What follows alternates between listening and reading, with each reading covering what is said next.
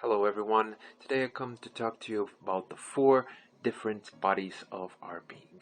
Um, some of you might know, I call myself holistic coach because I have an understanding of all the different bodies and I can help in all of the different aspects of your life, almost all, with exception of the physical, but I can always give you tips on that.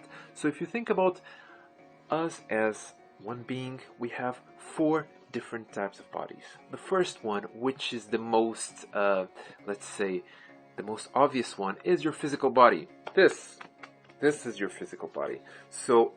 And your physical body can tell us if there's something right or if there's something wrong.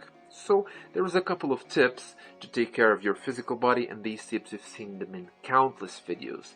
But doing things like exercising, eating well, spending time with nature, those are things that actually can help your physical body. This is the most obvious one because it's right in front of you, and there's been so many videos and so many things that it's hard to actually escape.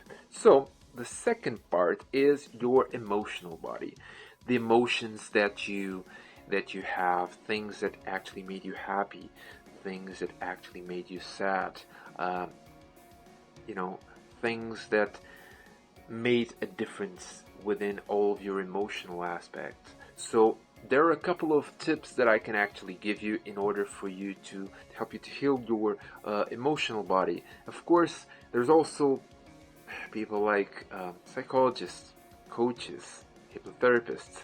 That those people can actually help you with your um, your emotional body. But there are simple things that you can do every day. Let's say, have a journal. If you're not feeling good about something, write it down. There's also one thing that it's quite hard to grasp for most people, but forgiving others, forgiving oneself. This might seem a bit airy-fairy, which partially is, but if you actually think about, forgiving is one of the most endearing aspects of our life. If you can forgive somebody, you can understand that either you're wrong or that person is wrong, but it doesn't matter who's wrong. So that's the second part: having gratitude, practicing gratitude, being grateful for what you have. When you're going through rough times in your life, it is sometimes hard to be grateful. But if you actually think about what you have in your life, it's so good, and having that consciousness, it's actually very, very important. And also building good relationships, not toxic relationships. That's one of the reasons why things have not gone so well about building those toxic relationships. Then there's the mental aspect, the ego, something that I battle through, to be honest, every day, because I have quite a mental slash intellectual aspect in me, and the head keeps thinking and overthinking. People that have depression and anxiety, their mind just goes on loop. It just keeps going on and on and on and on. And sometimes you just need to slow it down. Not to turn it off, but slow it down. Because the mind, sometimes some of you might think it's your enemy, but it's not. It's actually your friend. The only problem is that it likes to get in the way of things. It likes to be the boss. What you must not do is let your mind be the boss. Otherwise, you're going to start feeling very miserable.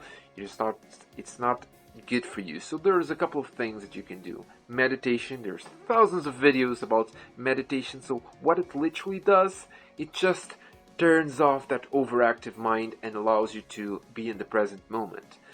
Also, repeating affirmations. Once again, this looks a bit airy-fairy, but I myself do it.